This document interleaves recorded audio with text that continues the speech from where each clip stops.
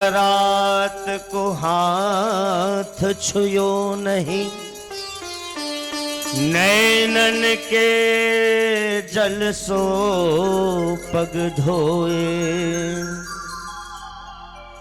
ભગવાનના આંસુએ સુદામાના ચરણ પખાળ્યા છે.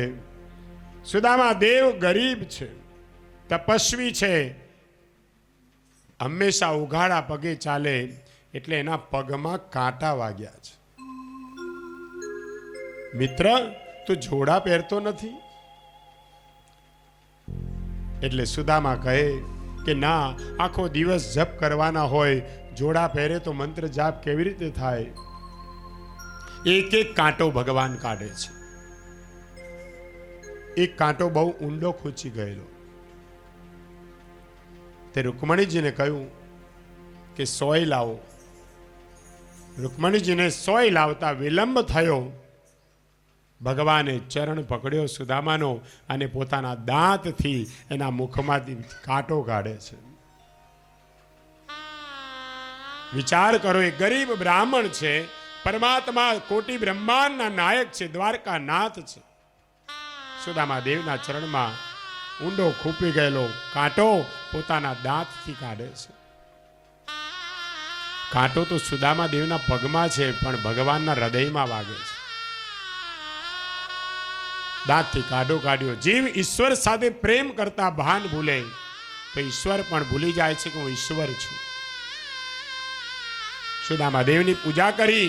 જ્યારે સુદામા દેવના કપાળમાં ચંદનની અર્ચા કરી, દ્વારકાધીશની નજર સુદામા દેવના કપાળમાં ગઈ. વિચાર કરે છે, મારો મિત્ર છે ને આટલો ગરીબ કેમ? આ વિધાતાએ એના કપાળમાં શું લખ્યું છે? એમાં લખ્યું હતું શ્રી ક્ષય. શ્રી એટલે લક્ષ્મી, ક્ષય એટલે નાશ. વિધાતાએ લેખ હતો કે આ બ્રાહ્મણ જ્ઞાની થશે, તપસ્વી થશે, જીતેન્દ્રિય થશે, પણ પૂર્વ જન્મના પાપને કારણે એના પરિણામે એ આ જન્મમાં દરિદ્રી થશે. શ્રી કૃષ્ણએ વિચાર કર્યો કે મારા મિત્રના કપાળમાં આવું લખ્યું છે, આ વિધાતાને લખતા આવડતું નથી. અર્ચા કરતા ભગવાને એના લેખને ઉલટાવી નાખ્યું. લખ્યું તું શ્રી ક્ષય, એનું ઉલટું કરી નાખ્યું યક્ષ શ્રી. યક્ષ એટલે કુબેર ભંડારી, જેના ભંડારમાં લક્ષ્મી છે. શ્રી એટલે લક્ષ્મી. એવી લક્ષ્મી મારા મિત્રને મળે. અને ભાગ્ય કેવલ ભગવાન જ બદલાવી શકે છે. પરમાત્મા પાસે જે ગયો છે ને એનું ભાગ્ય બદલાય છે. આજે શ્રી કૃષ્ણએ ઉલટાવી નાખ્યો યક્ષ શ્રી. સુદામા દેવ સાથે પછી ભોજન કર્યું. બંને મિત્રો પલંગમાં બેઠા છે. સુદામા દેવનો હાથ ભગવાનના હાથમાં, ભગવાને પોતાના હાથમાં લીધો.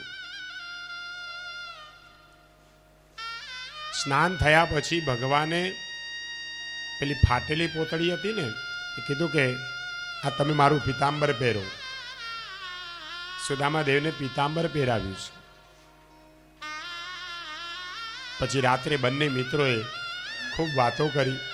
હાથ હાથમાં લઈને કહે છે, મિત્ર તને કંઈ યાદ આવે છે?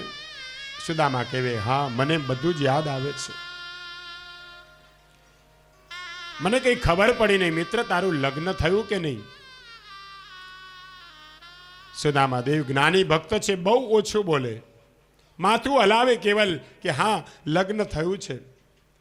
શ્રી કૃષ્ણ કહે છે, મિત્ર સાચું કહેજે, ભાભી કેવા મળ્યા છે? જ્યાં સુશીલાનું સ્મરણ થયું, આંખમાં આંસુ આવ્યા. પત્નીએ મને પરમાત્માના દર્શન કરાવ્યા છે. સારા પ્રતાપ તો એના કે એણે મને મોકલ્યો. મિત્ર હું તો આવવાને નહોતો, પણ તારી ભાભીએ મને બહુ હઠ કરીને મોકલ્યો છે. સુદામા દેવે પત્નીના વખાણ કર્યા. બહુ લાયક પત્ની મળી છે, હું તો આવતો નહોતો, પણ એને મને મોકલ્યો. શ્રી કૃષ્ણ કહે, મિત્ર સાચું કહેજે, મારા ભાભીએ તને મોકલ્યો છે તો મારા ભાભીએ મારા માટે કંઈક તો મોકલ્યું હશે ને, કંઈક તો આપ્યું હશે ને. સુદામા દેવ સંકોચાયા. રૂકમણી પાછળ જ ઊભા હતા. એમનાથી સહન થયું નહીં એટલે રૂકમણીજીએ ભગવાનને કીધું કે આમનો તો સ્વભાવ જ એવો છે, જેની પાછળ પડી જાય એને છોડતા નથી, એને ભાન જ રહેતું નથી કે શું કહેવું.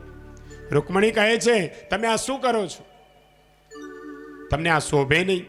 ભગવાન મને આજ્ઞા આપો તો એના ઘેર કંઈક મોકલું, પણ આ ગરીબ બ્રાહ્મણને તમે શું કામ પજવો છો? જ્યાં ગરીબ શબ્દ સાંભળ્યો ભગવાન એકદમ ઊભા થઈ ગયા. સહન થયું નહીં. રૂકમણીજી ઉપર ક્રોધ કર્યો છે. અરે મારા મિત્રને ગરીબ કહેનારી તું કોણ?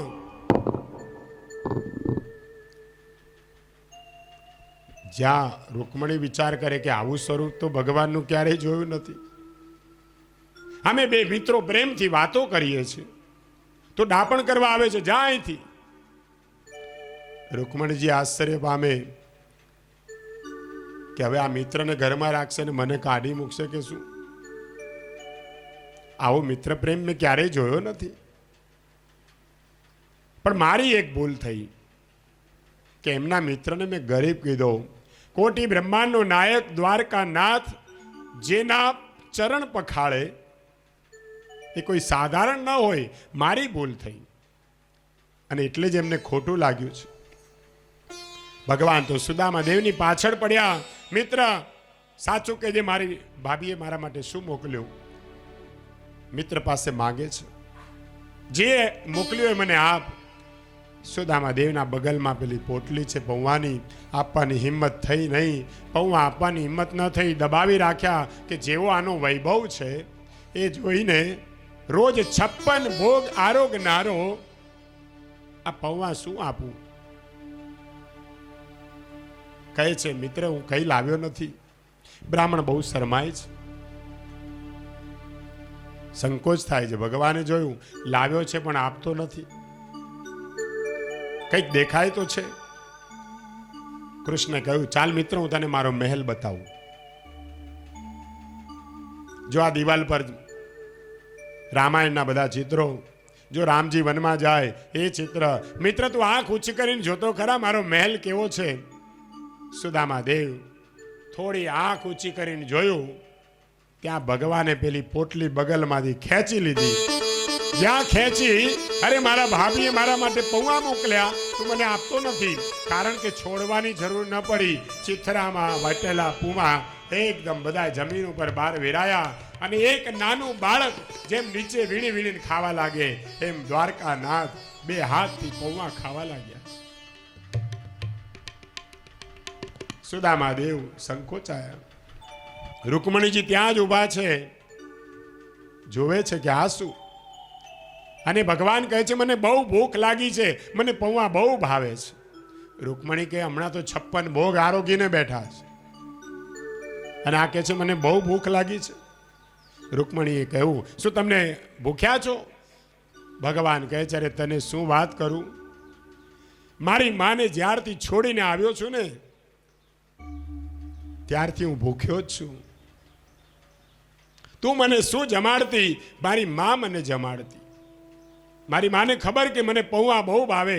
આજ મારા ભાભીએ મારા માટે પૌવા મોકલ્યા. ભાભી તો મા જ એવી છે. સુદામા દેવ કશું જ બોલી શક્યા નહીં. આજ કૃષ્ણને યશોદામાં યાદ આવ્યા છે. મા એ મા છે. તું મને શું જમાડતી? રૂકમણી જુએ છે કે શ્રી કૃષ્ણના દર્શન રોજ કરું છું, પણ આજના શ્રી કૃષ્ણ કંઈક અલગ છે. આજના શ્રી કૃષ્ણ એ પ્રેમની મૂર્તિ છે. એક મુઠ્ઠી પૌવાના બદલામાં દ્વારકાની સંપત્તિ ભગવાને સુદામા દેવને આપી દીધી છે. સુદામા દેવ સાથે વાતો કરે. મિત્ર કહેજે તારો સંસાર કેમ ચાલે છે? સુદામા દેવ સાચો તપસ્વી બ્રાહ્મણ, એને જરાય કીધું નહીં કે હું ગરીબ છું, મારા ઘરમાં કાંઈ નથી.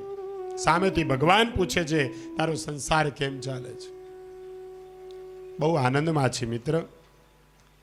સુદામા દેવને કોઈ વસ્તુની જરૂર નથી, જરાય અપેક્ષા નહીં. ભગવાનને આશ્ચર્ય થયું કે આ બોલતો નથી. હવે મારે પણ કહેવું નથી કે મેં તને શું આપ્યું. રાતે પુષ્કળ વાતો થઈ. સુદામા દેવે સ્નાન કર્યું. એને વિચાર કર્યો કે મળવા માટે આવેલો એક દિવસ મારા હકનો, હવે બહુ આગ્રહ કરે તો 2-4 દિવસ રહી જાઉં. બહુ પ્રેમ રાખે છે એટલે કહેશે તો ખરા જ. તમે કોઈના ઘરે જાઓ ને તો પ્રસંગ પૂરો થાય ને એટલે જે પહેલી ગાડી મળે ને એમાં જય શ્રી કૃષ્ણ કહી દેવું. ઘરના તો કહેશે નાના રોકાઈ જાઓ. એટલે નડવું નહીં કોઈને.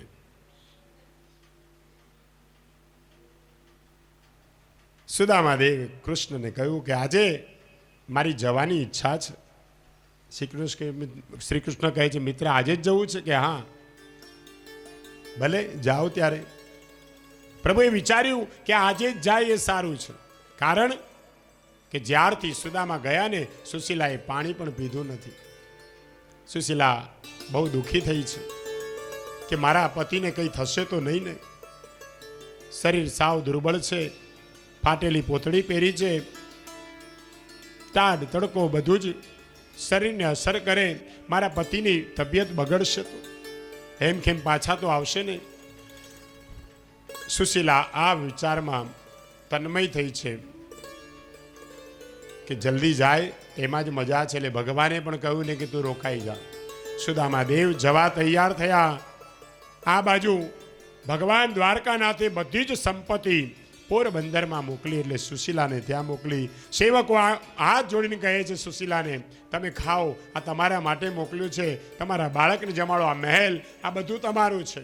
પણ સુશીલા કહે મારું સાચું ધન એ મારો પતિ છે. જ્યાં સુધી ન આવે ત્યાં સુધી મારે ભોજન પણ કરવું નથી. એટલે ભગવાને વિચાર કર્યો કે જલ્દી સુદામા જાય એ જ સારું છે.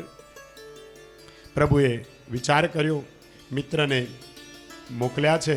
જ્યારે ભગવાનની રજા લઈ સુદામા દેવ જવા લાગ્યા એટલે પ્રભુએ વિચાર કર્યો મારું પીતાંબર પહેરીને જો જશે ને તો લોકો એમ કહેશે કે કોઈ દિવસ ક્યાંય માગવા નથી જતા અને આજે દ્વારકા જઈને પીતાંબર લઈ આવ્યા.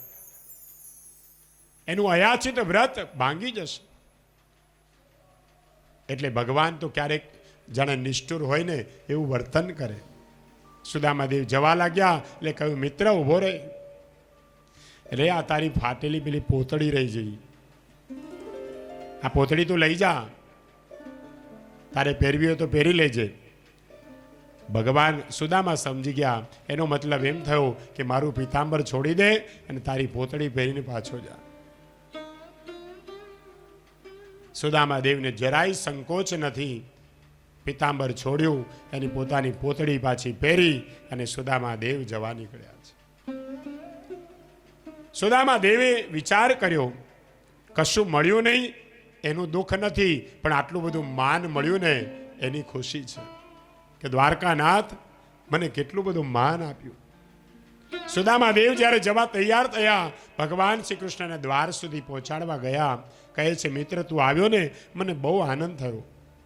હું તને કંઈ આપતો નથી, બસ તારા આશીર્વાદથી આ બધું મને મળ્યું છે. તો તું ઘેર જાય છે ને એટલે એટલું જ કહું છું કે મારા ભાભીને ચરણમાં મારા વંદન કહેજે. આખું જગત જેને નમે એ શ્રી કૃષ્ણ એક ગરીબ મિત્રના પત્નીને વંદન કરે છે. સુદામા દેવ કહે છે કે મહારાજ તમારા વંદન ન હોય, તમારા આશીર્વાદ હોય. શ્રી કૃષ્ણ કહ્યું મિત્ર તું શું બોલે છે? અરે ભાભીના આશીર્વાદથી તો હું સુખી છું. મારા મિત્ર મારા ભાભી તો મારી માં જેવા છે. હું ગોકુળમાં ગાયો લઈને જતો ત્યારે મારી માં મને પૌવા ખવડાવતી. આજ મારા ભાભીએ મારા માટે પૌવા મોકલ્યા.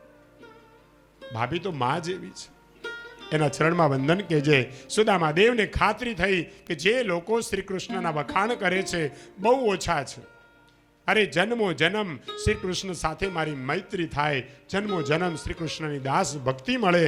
સુદામા દેવને કંઈ મળ્યું નહીં એનો અફસોસ કે દુઃખ નથી, માન મળ્યું એનું ખૂબ રાજી છે. પરમાત્માએ કંઈ આપ્યું નથી. સુદામા દેવનું મન જરાય વ્યાકુળ થતું નથી, છતાંય શાંત છે. સુદામાપુરી અને દ્વારકા બંને એક સરખા બન્યા છે. જેટલી સંપત્તિ દ્વારકામાં એટલી સંપત્તિ સુદામા દેવને આપી છે. ભગવાન આપે ને તો 100% આપે. બાકી કોઈની સાથે મિત્રતા થાય, પ્રેમ થાય, બહુ લાગણીનો સંબંધ હોય તો તમને એનામાંથી 10% આપશે, 20% આપશે, અરે 50% આપશે, પણ કોઈ 100% નહીં આપી શકે. એક પરમાત્મા એવો છે કે જે 100% આપી દે. અને આ બાજુ સુશીલા પતિદેવની રાહ જોવે છે. સુદામા દેવ પધાર્યા, ખબર ન પડી. ઘડીકમાં પાછું પોરબંદર આવી ગયું, પોતાનું ઘર આવી ગયું, મહેલ જોયા. સુદામા દેવને થયું હું હજી દ્વારકામાં જ છું કે શું. પણ વિચાર કર્યો કે આ દ્વારકા અલગ છે, આ અલગ છે, પણ બે એક સરખા બન્યા છે. ત્યાં તો સુશીલા પત્ની દેખાઈ, એને સ્વાગત કર્યું. સુશીલાને કહે છે આ બધું શું છે? તો કે નાથ, આ તમારા મિત્રએ બધું મોકલ્યું છે. અને સુદામા દેવની આંખમાંથી આંસુ. મારો મિત્ર કેટલો દયાળુ છે, એકેય અક્ષર બોલ્યો નહીં, પરંતુ કેવો ઉદાર છે. એક મુઠ્ઠી પૌવાના બદલામાં દ્વારકાની સંપત્તિ આપી દીધી. પછી તો સુદામા દેવ પૈસાવાળા બન્યા. પૈસો આવે ને તો ઘણીવાર છકી જાય માણસ, પણ સુદામા દેવ અતિ આશ્ચર્ય થયું કે સુદામા દેવ અતિ ગરીબ હતા ત્યારે તો ભક્તિ કરતા હતા, પણ સંપત્તિ મળ્યા પછી, સુખી થયા પછી વધારે ભક્તિ કરવા લાગ્યા. જે કંઈ મળ્યું છે એ પરમાત્માની કૃપા છે. અતિ સંપત્તિમાં સુદામા દેવ અતિ ભક્તિ કરે છે. સુદામા દેવ ભાન બોલ્યા નથી. એક દિવસ ભગવાનનું નામ સંકીર્તન કરતા કરતા સુદામા દેવ ભગવાનના ચરણમાં લીન થયા છે. જે કોઈ પરમ પવિત્ર સુદામા ચરિત્રની આ કથા સાંભળે, શ્રોતાઓના મનના પાપનો નાશ કરે છે. અને વક્તા આ કથા બહુ પ્રેમથી વર્ણન કરે તો એના પણ પાપ ધોવાય છે. શ્રોતાઓ અને વક્તાઓનું ભક્તિભાવપૂર્વક શ્રવણ કરેલું પરમાત્મા શ્રી કૃષ્ણના ચરણમાં ભક્તિ આપે છે. ભગવાન શ્રી કૃષ્ણ એકવાર દ્વારકામાં બિરાજતા હતા. એ સમયે સૂર્યગ્રહણનો સમય થયો અને એ સમયે મોટા મોટા સંતો મહાત્માઓ પધાર્યા. દેશના અનેક રાજાઓ આવ્યા છે. બ્રજવાસીઓનું મિલન થયું, તેનું વર્ણન કર્યું. ભગવાન શ્રી કૃષ્ણ માતા પિતાને વંદન કરવા આવ્યા. માતા દેવકી અને પિતા વસુદેવને કહ્યું કે માં, પિતાજી બોલો તમારી શું ઈચ્છા છે? ત્યારે વાસના પુનર્જન્મનું કારણ બને છે. વસુદેવજીએ કહ્યું મારી છેલ્લી પરીક્ષા સારી જાય, બીજું કંઈ જોઈતું નથી. છેલ્લી પરીક્ષા એટલે મરણ. વસુદેવે કહ્યું મારું મરણ મંગલભાઈ મને. દેવકીને પૂછ્યું માં તારી શું ઈચ્છા છે? ત્યારે દેવકીએ કહ્યું કે કંસે જેટલા મારા બાળકોને મારી નાખ્યા ને એને મને જોવાની ઈચ્છા છે. ત્યારે ભગવાને સમજાવે છે, મને વારંવાર સમજાવો કે શ્રી કૃષ્ણના દર્શનમાં તન્મય બનો. આ સંસાર તો અસાર છે, વાસનાનો વિવેકથી વિનાશ કરો. ભગવાન શ્રી કૃષ્ણ પાતાળમાં પધાર્યા અને ત્યાંથી એ બધા જ બાળકોને લઈને આવે છે. દેવકી માને પૂછ્યું કે માં, હવે તારી શું ઈચ્છા છે? જોઈ લે આ તારા બાળકોને. જન્મ અને મૃત્યુ તો પરમાત્માના હાથમાં છે. તો કે બસ મારું મરણ સુધરે એ જ ઈચ્છા છે. માતા પિતાને તત્વજ્ઞાનનો ઉપદેશ કર્યો, એની કથા કરી, સુભદ્રાજીના લગ્નનું વર્ણન કર્યું. જગન્નાથજીના મંદિરમાં તમે જોયું હશે, શ્રી કૃષ્ણ અને બલરામજી અને મધ્યમાં સુભદ્રાજી. ભદ્ર શબ્દનો અર્થ છે કલ્યાણ, જે કલ્યાણ કરનાર છે. અર્જુનને સુભદ્રાજીનું પ્રેમથી દાન કર્યું. મિથિલા નગરીમાં શ્રુતદેવ બ્રાહ્મણ અને રાજા બહુલાસ જનકને ઘેર ભગવાન પધાર્યા. એ કથા વર્ણન કરી. પછી વેદ સ્તુતિ, વેદો પરમાત્માની સ્તુતિ કરે છે, એ કથા કરી છે. ત્યાર પછી શિવ તત્વ, વિષ્ણુ તત્વનું મહત્વ સમજાવ્યું. વૃકાસુરનો પ્રસંગ વર્ણન કર્યો. અર્જુનને થયેલા અભિમાન પ્રભુએ યુક્તિથી દૂર કર્યું. અને આ અનંતની કથાનો ક્યારેય અંત આવતો જ નથી. હરિ અનંત, હરિકથા અનંતા. શુકદેવજી મહારાજ વર્ણન કરે છે, હે રાજન, મારા ભગવાનનું પ્રાગટ્ય મથુરાના કારાગૃહમાં થયું. ત્યાંથી ગોકુળમાં પધાર્યા. 11 વર્ષ 52 દિવસ સુધી લીલા કરી વ્રજવાસીઓને પરમ આનંદ આપ્યો. કંસાદી રાક્ષસોનો વિનાશ કર્યો.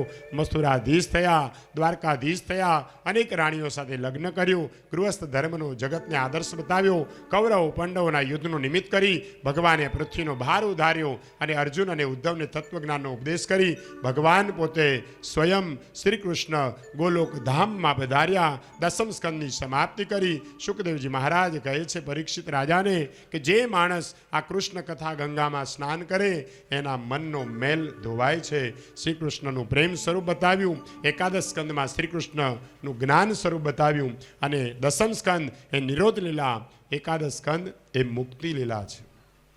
પ્રભુએ વિચાર કર્યો કે હવે મારે ઉપસંહાર કરવો છે. આ સોનાની દ્વારકા ન રહે એ જ સારું છે. પછી યાદવમાં કલહ થયો. ભગવાનને એમ લાગ્યું કે આ બધું બહુ વધી ગયું છે, હવે મારે એનો ઉપસંહાર કરો. જેનું સર્જન છે એનું વિસર્જન નિશ્ચિત છે. દ્વારકા પાસે પિંડારિક ક્ષેત્રમાં કેટલાક ઋષિઓ બેઠા હતા અને યાદવોની બુદ્ધિ બગડી. એક સામ નામનો યાદવ સાડી પહેરી અને યાદવો એને પેલા ઋષિ પાસે લઈ ગયા અને કહ્યું કે બોલો, આના પેટથી છોકરો અવતરશે કે છોકરી? ઋષિએ જોયું કે આ તો પુરુષ છે, આ કોઈ સ્ત્રી નથી, આ મારી મજાક કરવા આવ્યા છે. ઋષિઓને ઠીક લાગ્યું નહીં. એને શ્રાપ આપ્યો કે છોકરો પણ નહીં થાય, છોકરી પણ નહીં થાય, પણ વંશનો વિનાશ કરનાર મૂષળ ઉત્પન્ન થશે. મૂષળ એ કાળનું સ્વરૂપ છે. ભગવાનની કૃપાથી સામના પેટથી મૂષળ નીકળ્યું ત્યારે બધા ગભરાયા. શ્રી કૃષ્ણને કહીશું તો અમને સજા કરશે, ઠપકો આપશે. એ બી કે કૃષ્ણથી પાપ છુપાવ્યું છે. પાપ કરે તે સાધારણ ગુનો, પણ પાપ છુપાવે ને એ મોટો ગુનો છે. પરમાત્મા પાસે પાપ કબૂલ કરતા જો શરમ આવે છે, જે દિવસે પાપ થાય એ દિવસે ઉપવાસ કરજો. એ દિવસે ભગવાનને કહેજો મારાથી પાપ થયું. યાદવોએ પાપ છુપાવ્યું અને ભગવાન તો બધું જાણતા હતા. એમણે કહ્યું જે થયું એ બધું સારું થયું છે. યાદવ મૂષળને પ્રભાસમાં લઈ ગયા, ત્યાં એને ઘસી નાખ્યું. એનો લોઢાનો ટુકડો એક વધ્યો, એ ટુકડાને સમુદ્રમાં ફેંકી દીધો અને એક માછલો એ ટુકડો ગળી ગયો. એક જરા નામનો પારધી એ માછલો પકડી અને એને ચીર્યો ત્યારે એમાંથી ટુકડો નીકળ્યો. એ જ લોઢાના ટુકડાનું એને બાણની અણી બનાવી અને એ જ બાણ ભગવાન શ્રી કૃષ્ણને એને માર્યું છે.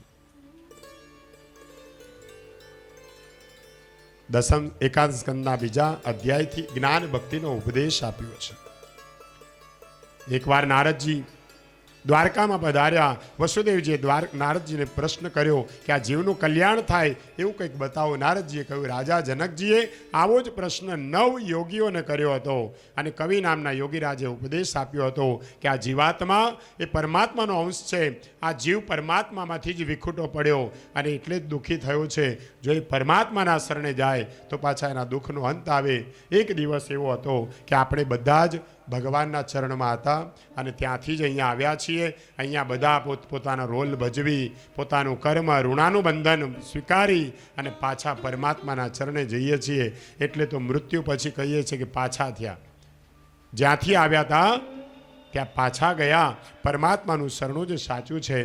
નિર્ભય બનાવવા માટે જીવનમાં એક ગુરુ કરવા જોઈએ જે પરમાત્માનું. એટલે ભગવાને 24 ગુરુ કર્યા છે અને 24 ગુરુ પાસે જે કંઈ મળ્યું છે એનો ઉપદેશ કર્યો. કર્મ અને વિકર્મનું સ્વરૂપ સમજાવ્યું. સત દ્વાપર ત્રેતા અને કળિયુગના ધર્મ સમજાવ્યા. અવતારનું રહસ્ય સમજાવ્યું. નારદજી વસુદેવને સાવધાન કરે છે બહુત ગઈ થોડી રહી. હવે શ્રી કૃષ્ણ મારો દીકરો છે એવું માનશો નહીં, એ પરમાત્મા છે, મૃત્યુ માથે છે, એ યાદ રાખીને પાપ છોડો. વસુદેવજી નારદજીને સાવધાન કરીને ગયા. આ બાજુ બ્રહ્માદિક દેવતાઓ દ્વારકામાં પધાર્યા છે. દ્વારકાનાથની સ્તુતિ કરે છે કે હવે આપ સ્વધામ પધારો. અને એ સમયે ઉદ્ધવજી ત્યાં આવ્યા. ઉદ્ધવજી સમજી ગયા કે ભગવાન હવે જવાના છે. ઉદ્ધવજી ભગવાનના ખાસ મિત્ર. ઉદ્ધવજીએ કહ્યું મને પણ સાથે લઈ જાઓ. ભગવાન ના પાડે છે, કાયદો ના પાડે છે. હું આવ્યો છું એકલો અને જવાનું પણ એકલો છે. કોઈ સાથે આવ્યું નથી, કોઈ સાથે જવાનું નથી. તું તારા ઉપર કૃપા કર. ઉદ્ધવજીને ચરણ પાદુકા આપી, શિક્ષા આપી, દીક્ષા આપી. ભગવાને અનેક ગુરુ કર્યા, એનું શિક્ષણ આપ્યું અને ઉદ્ધવજી પરમાત્માનું ચિંતન કરે છે. ઉદ્ધવજીએ અનેક પ્રશ્નો કર્યા. ઉદ્ધવજીએ ચરણ પાદુકા મસ્તક પર ધારણ કરી અને ભગવાનના ચરણમાં વંદન કરી ઉદ્ધવજી બદ્રિકાશ્રમમાં પધાર્યા. બદ્રીનારાયણ પાંડુકેશ્વર મહાદેવ અને ત્યાં પધારી અલકનંદાના કિનારે ઉદ્ધવજી આદિનારાયણ પરમાત્માનું ચિંતન કરતા કરતા ભગવાનના ચરણમાં લીન બન્યા. એકાદશ સ્કંદના 29મા અધ્યાયમાં આ કથા, 31માં એ અધ્યાયમાં યદુવંશના વિનાશની કથા કરી છે. અહીંયા મહાન સંત શ્રીધર સ્વામીએ આ અધ્યાયનો વિસ્તાર કરવાની આજ્ઞા આપી નથી. શ્રીધર સ્વામીએ કહ્યું કે ભગવાનની ઈચ્છાથી યાદવોનો વિનાશ થયો. પ્રભાસમાં પીપળાની નીચે ભગવાન પગ ઉપર પગ ચડાવીને બેઠા છે અને એ સમયે ભગવાન આદિનારાયણ પરમાત્માનું ચિંતન કરે છે. હરિહરનું ચિંતન થયું છે. પેલા જરાપારધીએ બાણ માર્યું અને ભગવાન ગોલોક ધામ પધાર્યા છે. પરમાત્માની લીલા એક નથી અનેક છે. એકાદશ સ્કંદ પૂર્ણ કર્યો. દ્વાદશ એટલે છેલ્લો સ્કંદ. 12મા સ્કંદમાં કળિયુગનું વર્ણન કહ્યું છે. અને આપ સૌ જાણો છે કે આજથી 5000 વર્ષ પહેલાં જે વર્ણન ભાગવતમાં કર્યું છે એ આજે થઈ રહ્યું છે. કળિયુગમાં ભવિષ્યનું વર્ણન કર્યું છે. કળિયુગના આરંભમાં બહુદત્ત રાજાના વંશનો પુરંજય નામનો રાજા ભારતમાં રાજ્ય કરશે. એનો મંત્રી સુનક કપટ કરીને રાજાને મારશે. એ પોતપોતાના પુત્ર પ્રદ્યોગતને ગાદીએ બેસાડશે. પછી કેટલાક રાજાઓ આ વંશમાં રાજ્ય કરશે. કળિયુગમાં ચંદ્રગુપ્ત રાજાનું સામ્રાજ્ય થશે. અશોક નામનો રાજા આવશે. સંગત નામનો રાજા આવશે. સંગત રાજાથી બૌદ્ધ ધર્મનો પ્રચાર થશે. આંભીર જાતિના 7 રાજાઓ ભારતમાં રાજ્ય કરશે. 8 યવનો રાજ્ય કરશે. અને પછી 14 ગોરાઓ આ કળિયુગમાં રાજ્ય કરશે. જેમ જેમ કળિયુગ વધશે એમ વર્ણાશ્રમ અને ધર્મની વ્યવસ્થા છિન્ન ભિન્ન થશે. કળિયુગના લોકો વિલાસી થશે. ગમે તેમ વર્ણાશ્રમ યોજશે અને કુલ જાતિનો ગોત્રનો વિચાર કર્યા વગર સ્નેહ લગ્નો કરશે. કળિયુગમાં વર્ણશંકર જાતિશંકર પ્રજા ઉત્પન્ન થશે. કળિયુગના બ્રાહ્મણો વેદાધ્યયન કરશે નહીં. તપસ્યાર્થી હીન એવા બ્રાહ્મણો થશે. કળિયુગમાં સાધુઓ સંન્યાસીઓ પૈસો ભેગા કરશે. મોટા મોટા બંગલાઓ બાંધશે. ગૃહસ્થ જેવું જીવન જીવશે. બ્રહ્મચારી વિલાસી થશે. કળિયુગના રાજાઓ પ્રજાને ચૂસીને કર લેશે.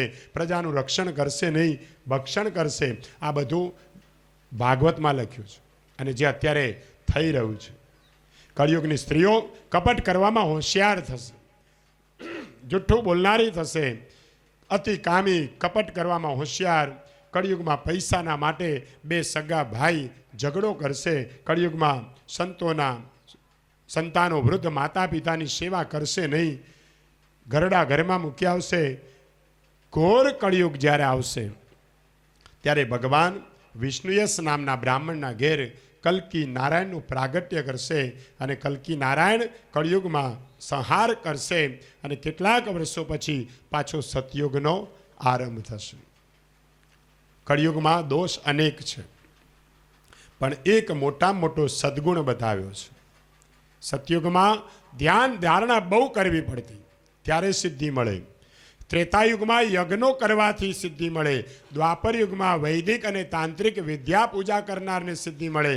જ્યારે કળિયુગમાં બહુ પ્રેમથી તાળી પાડી પરમાત્મા નામનું કીર્તન કરવાથી એને સિદ્ધિ મળે.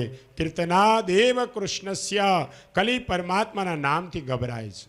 અને એટલે રામાયણમાં પણ તુલસીદાસજીએ કહ્યું છે કલિયુગ કેવલ નામ આધારા સુમિર સુમિર ભવ ઉતરે પારા.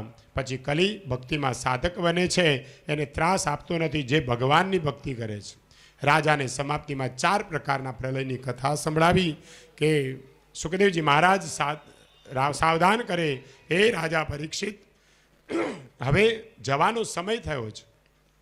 આજે 7મો દિવસ છે.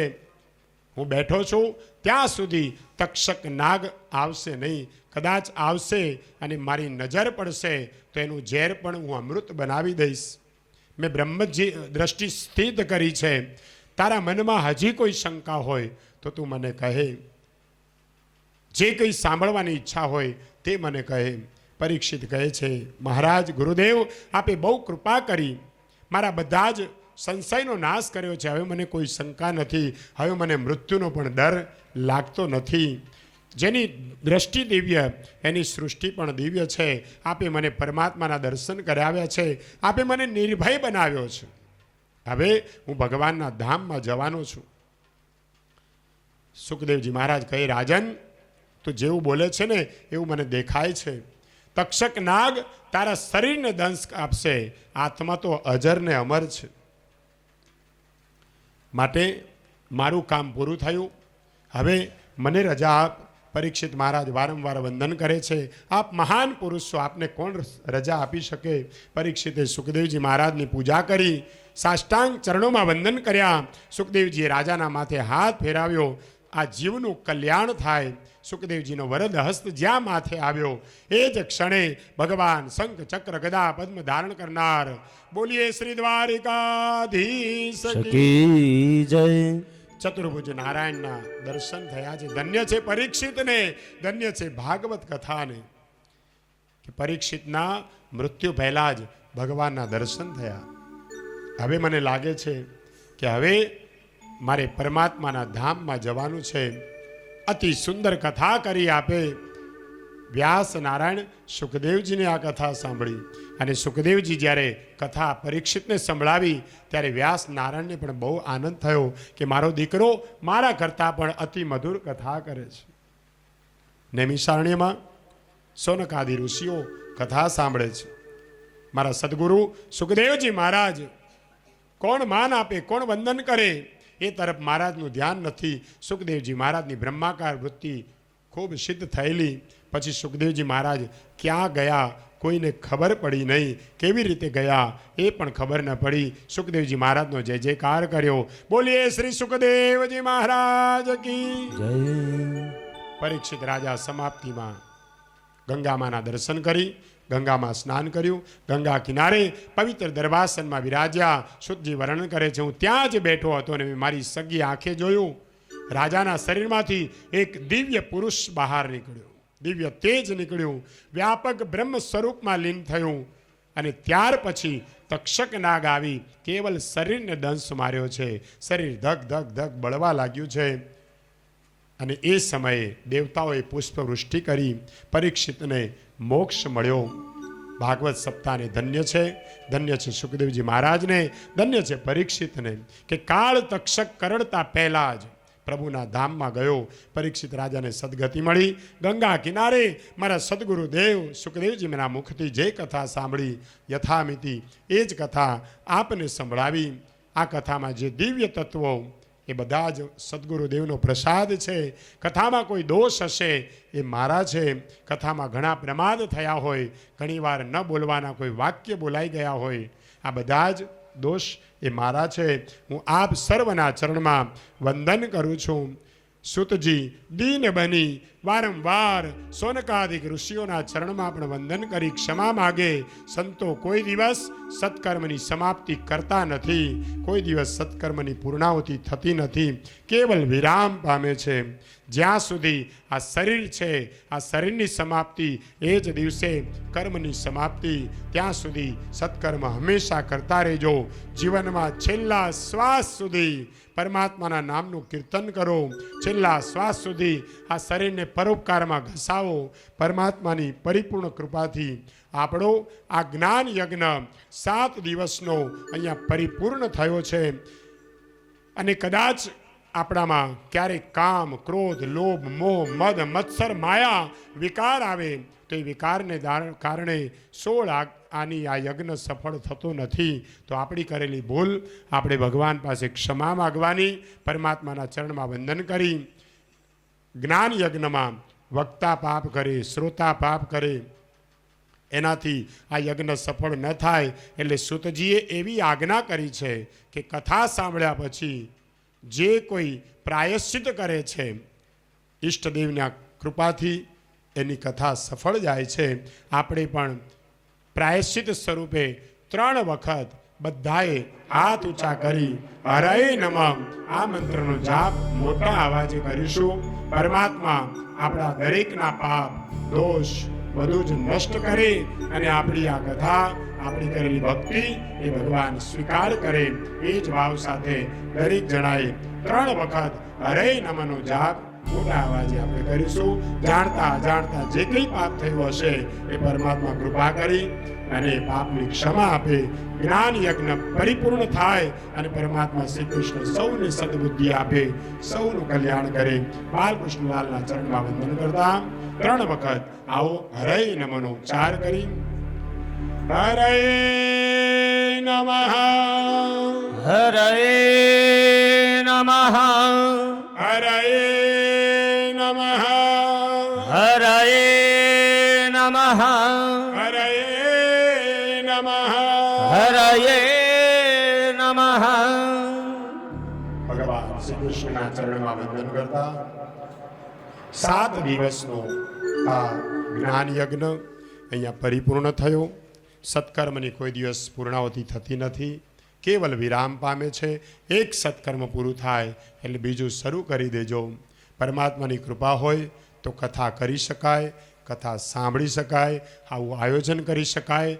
ભગવાનને વારંવાર હૃદયમાં બિરાજમાન કરી અને પ્રાર્થના કરજો કે હે પ્રભુ, તારી લીલા અતિ ન્યારી છે. આ સંસારનું જીવનનું ગાડું ચલાવનારો તું છે. મારાથી કદાચ કોઈ ભૂલચૂક થઈ હોય તો મને ક્ષમા કરજો. સનાતન ધર્મની ગાદી સમાજનું કલ્યાણ કરવા માટે છે અને આ વ્યાસપીઠ ઉપર બિરાજમાન થઈ મારા માતા પિતાના આશીર્વાદથી, મારા સદગુરુ દેવની કૃપાથી અને ભાગવત ભગવાનની કૃપાથી, પરમાત્માની કૃપાથી 7 દિવસ દરમિયાનમાં જેવું બોલાય એવું આપને સંભળાવ્યું છે. પરમાત્માએ જે કંઈ વાણી આપી, વિવેક આપ્યો, જ્ઞાન આપ્યું, એ પ્રમાણે આપની સમક્ષ એને પીરસ્યું છે. કદાચ વ્યાસપીઠ ઉપરથી કોઈ ભૂલચૂક થઈ હોય તો આપ સૌ વૈષ્ણવોના ચરણોમાં વંદન કરી ક્ષમા માગું છું. પરમાત્માની કૃપા સદાય દરેક ઉપર રહે. આ બોલવાની શક્તિ પણ એ જ આપે છે, સાંભળવાની શક્તિ પણ એ જ આપે, બેસવાની શક્તિ પણ એ જ આપે છે. એવા પરમાત્મા સૌનું કલ્યાણ કરે. વ્યાસપીઠ ઉપરથી સૌને શુભાશીષ ભગવાનની સદૈવ દરેક ઉપર કૃપા રહે, એ જ ભાવ સાથે પરમાત્માના ચરણમાં વંદન કરતા ભગવાનને આપણે સૌ વિનંતી કરીએ કે સૌનું કલ્યાણ થાય. બીજું, હું ને તમે ભેગા ત્યારે થયા છીએ જ્યારે એક મનમાં સારો વિચાર અમારા ચંદ્રકાંતભાઈને આવેલો અને એ વિચારને અમલમાં કરવા માટે જ્યોત્સનાબેને પણ ખૂબ મહેનત કરી. બંને બાળકોએ, હિતેશભાઈને ધર્મેશભાઈ, ધન્ય છે એવા સંતાનોને, ધન્ય છે આ શુક્લ પરિવારને કે જેને કારણે આપણને પણ સૌને આ ભક્તિનો લાવો મળ્યો. એકવાર જોરદાર તાળીઓથી અમને વધાવીએ. બોલો દ્વારિકાધીશ કી જય. નહીંતર આવા આયોજન થાય કેવી રીતે? અમે એમ કહીએ છીએ કે આપ સૌ શિવ સ્વરૂપ છો. કોઈ સ્ત્રીલિંગ છે, કોઈ પુરુષલિંગ છે, પણ બધા ભગવાન શિવલિંગ છો.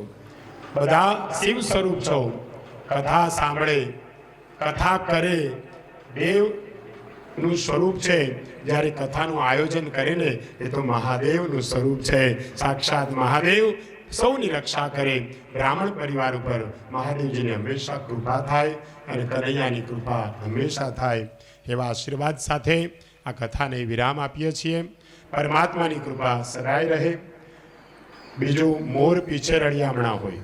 ગઈકાલે જ અમારા ભરતભાઈએ ખૂબ સુંદર વાત કરી હતી કે મોર પીછાથી રળિયામણા હોય.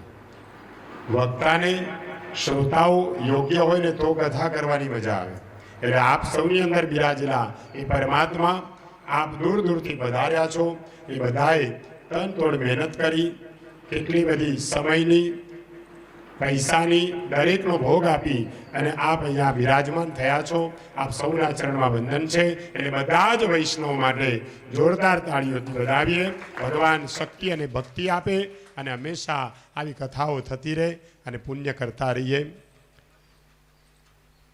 અહીંથી વક્તાની શોભા પાછા એમના બધા ભૂદેવો દ્વારા થાય છે. જેમ મોર પીછે રળિયામણા હોય ને એમ અહીંથી જે કંઈ પીરસવામાં આવે એ જ્ઞાન નિષ્ઠા ત્યારે જ સફળ થાય છે કે ભાગવતજીના 18,000 શ્લોકો છે અને 18,000 શ્લોક પૂર્ણ થાય ત્યારે ભાગવતજી અહીંયા પરિપૂર્ણ થાય છે.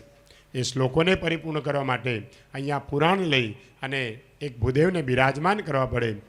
તો આ બાજુ બેઠેલા મારાથી મોટા ભાઈ છે ભરતભાઈ, મહારાજ ભાઈ છે, એમને પણ જોરદાર તાળીઓથી વધાવીએ, જેણે ખૂબ સુંદર રીતે આવી તૈયારીઓ પણ કરી. આ બાજુ બિરાજમાન એ મારા શાળા છે, આપ સૌ જાણો છો, અને આપણા સગા પણ છે, આપણી જ્ઞાતિ છે અને એના જ આપણે બધા સભ્યો છીએ. તો એવા નિલેશભાઈ પંડ્યા, એકવાર જોરદાર એમને તાળીઓથી વધાવીએ. એમણે પણ ખૂબ બધી તૈયારી કરી અને આ બધી જ જે જ્યાં તમે બધા અવતારો જોયા ને નરસિંહ ભગવાન, એ બધા અવતારો બનાવવામાં બંનેનો ફાળો છે. તો એમને પણ આપણે ખૂબ ખૂબ તાળી